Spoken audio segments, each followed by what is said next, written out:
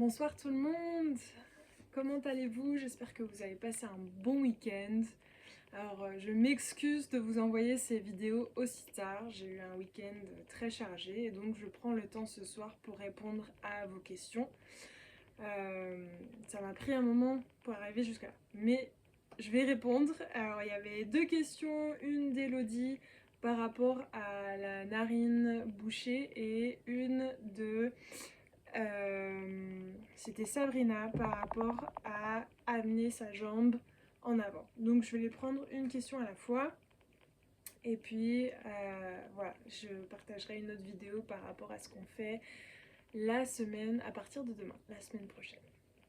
Donc Elodie, pour revenir à ta question, j'espère que le petit message que je t'ai envoyé hier t'a aidé un petit peu, t'as mis sur une piste, mais voilà, j'étais pas très disponible pour te donner plus de détails, je t'ai donné quelque chose vite fait dans le moment.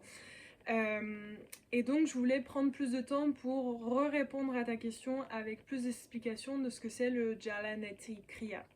Et donc c'est un kriya, c'est vraiment c'est un nettoyage en fait, bon un kriya si je répète c'est le processus de nettoyage d'une partie du corps.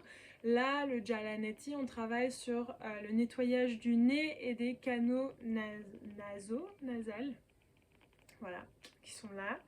Et en fait, c'est un super nettoyage parce que ça aide à soulager les allergies, comme toi tu vis Elodie. Ça vient nettoyer tout ce qui est congestion nasale, le mucus en trop et nettoyer les sinus. Donc pour les gens qui vivent euh, des inflammations de sinus et tout ça, entre les saisons et tout, ça c'est un kriya qui est hyper chouette à faire pour aider en fait à fluidifier le processus de nettoyage en fait, enlever tout ce qui bloque et tout le mucus qui est là en trop. Alors, ça c'est l'outil qu'on utilise pour faire le Jalaneti. D'habitude, alors ça c'est, celui-là je l'ai acheté dans une pharmacie à Bourges. Je suis sûre qu'il y en a autour d'ici dans les pharmacies, je me suis pas trop renseignée là-dessus. Moi la façon que je les connaissais c'était en forme de petite théière, donc beaucoup plus plate et un petit peu plus longue, voilà. Et il y avait un petit embout là sur le côté qu'on pouvait prendre et puis verser. Et donc l'idée en fait c'est de créer une solution saline, d'eau salée à la température du corps. Et en fait on va mettre ça là-dedans et on va l'utiliser pour en fait passer l'eau saline d'une narine à une autre. Et puis bien souffler, bien nettoyer, bien tout sortir et puis changer de l'autre narine, faire rentrer l'eau saline et la faire passer dans l'autre. Et donc c'est un processus hyper simple, ça prend pas beaucoup de temps. Et moi ça m'a beaucoup aidé dans des périodes où j'étais malade, où j'avais avant des problèmes de sinus et tout ça, et donc surtout quand j'ai les sinus bloqués, ça me sauve la vie. Donc c'est un hyper bon outil à avoir à la maison pour se nettoyer tout ça. Et puis quand vous avez des allergies, ça va vous aider aussi. Alors comment est-ce qu'on fait ça? Parce qu'il y a un processus à faire plus particulièrement après. Et l'idée c'est en fait de sortir l'eau. Parce qu'en fait la façon que moi j'avais appris au début et ce que j'avais entendu parler de ça, ça n'avait pas spécifié les exercices d'expulsion d'air et d'eau dans les canaux nasales après. Et en fait ça peut garder l'eau dans ces espaces qu'on veut pas. Donc c'est important de faire les exercices de respiration après, surtout qu'on les fait, qu'on a fait le kriya. Donc, alors déjà pour commencer, il faut savoir quelle narine est ouverte. S'il y en a une, si les deux sont bloquées, Dans ce cas-là, c'est recommandé de faire du Kapalabhati. Vous vous rappelez la respiration pulsation. Alors cette respiration, elle vient nettoyer tout l'air qui est bloqué à l'intérieur et stagnante. Et puis tout ce qui est bloqué dans le nez, si besoin de tout sortir en fait de là et bouger, ramener de la chaleur, faire remonter de la chaleur. Et ça va aussi nettoyer en fait tout ce qui est là et qui bloque le plus. Parce que dès qu'on a une narine ouverte, c'est par cette narine qu'on va commencer.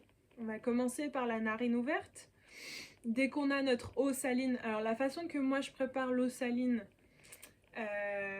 c'est un verre. Alors moi, celle-là, elle fait à peu près 300 millilitres. Et dans ces 300 millilitres, je mets une demi-cuillère à café, je pense, de sel.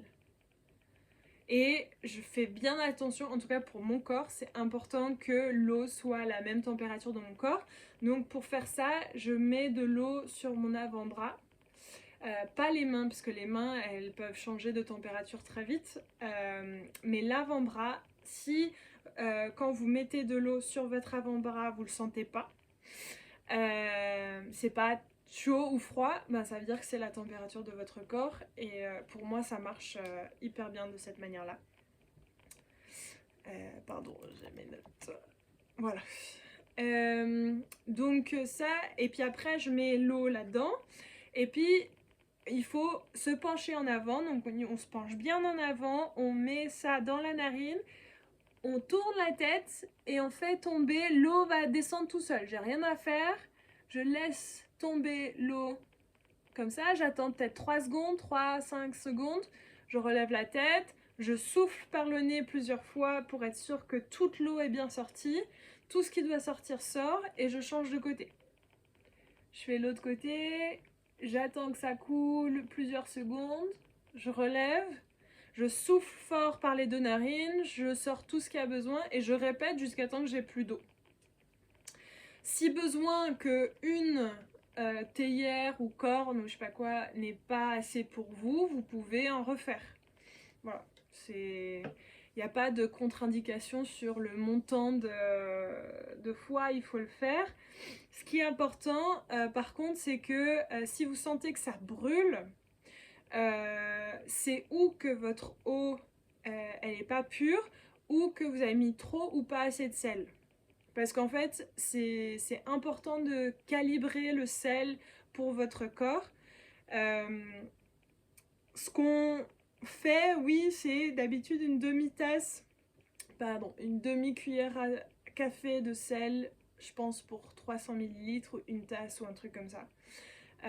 Mais après, à vous de tester et voir ce qui marche pour vous. Mais si vous sentez que ça brûle ou que ça fait mal, ça veut dire qu'il y a un truc qui va pas, donc arrêtez et recommencez avec une autre solution. Diluer ou rajouter plus de sel ou voilà. Parce que j'ai déjà fait l'expérience où c'était pas bien calibré et en tout cas moi j'ai pas eu une très bonne expérience, ça m'a fait très mal. Donc voilà, à vous de gérer ça pour votre corps. Sachez que oui, si ça fait mal, il y a un truc qui va pas, donc arrêtez. Ça devrait pas faire mal. Après que vous avez bien nettoyé les 2 narines, vous avez fait les 2 côtés. Alors une option, c'est de refaire en fait Kapalabhati, la respiration pulsée, plusieurs fois pour bien sortir l'eau. Et en fait, ce qu'on fait, c'est qu'on vient aérer, nettoyer, sortir toute l'eau qui peut être stagnée ou coincée dans tous les canaux nasales. Ouais, je sais toujours pas. Et puis des postures qui mettent la tête en bas pour que l'eau sorte en fait. Donc par exemple le chien tête en bas, Adho Mukha Svanasana, où on a les mains en bas, on lève le bassin vers le ciel et on descend quand on est en pyramide. Ça amène la tête vers le bas, donc vous pouvez être dans cette posture là et souffler par le nez plusieurs fois, ça peut aussi vous aider. Et puis après, faire la posture de l'enfant, amener les genoux à la largeur du bassin ou un petit peu plus large, les doigts de pied ensemble, comme ça fait un V. Et puis vous allongez les bras devant vous, posez le front par terre et vous relâchez le corps, laissez l'eau sortir petit à petit du corps. Donc ça, c'est des différentes pratiques que vous pouvez faire après pour bien sortir en fait l'eau et l'humidité du nez. Voilà, donc Elodie, j'espère que ça répond plus à ton besoin et ça te met sur la bonne piste pour tes allergies cette année. Et ça, vraiment, ça vaut la peine, c'est pas très très cher et ça vaut la peine d'en acheter un pour vous aider en fait dans cette période d'allergie. Voilà, merci beaucoup et puis je vais passer à l'autre question.